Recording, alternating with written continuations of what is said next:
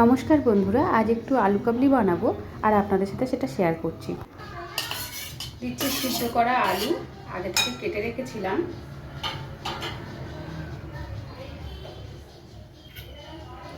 দিয়ে দেবো কেটে রাখা শসা,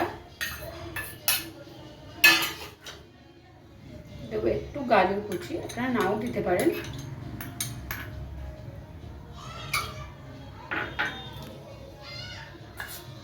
টমেটো কুচি,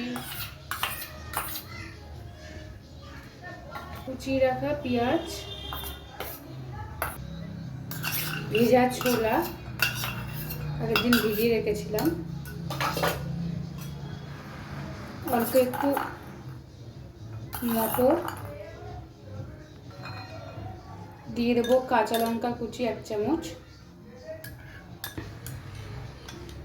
একটু জল দিয়ে দেবো। যে যার স্বাদ মতোই নেবেন, যে বেশি টক খায় একটু বেশি নেবেন, যে কম টক খান একটু কমই নেবেন।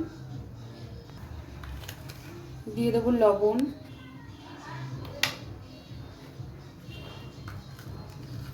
একটু বিট লবণ। এটা একটা 5 মিশালি মশলা আমি বানিয়ে রেখেছিলাম, সেটা দিয়ে দিচ্ছি। এটাও একটা মশলা, লঙ্কা গুঁড়ো দিয়ে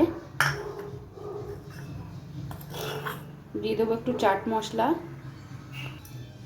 আর একটু শুকনো লঙ্কা ভেজে গুঁড়ো করে রাখা, দিয়ে সুন্দর করে আমি এটা মাখিয়ে নেব। সন্ধ্যেবেলা টিফিনের জন্য রেডি আলু কাবলি।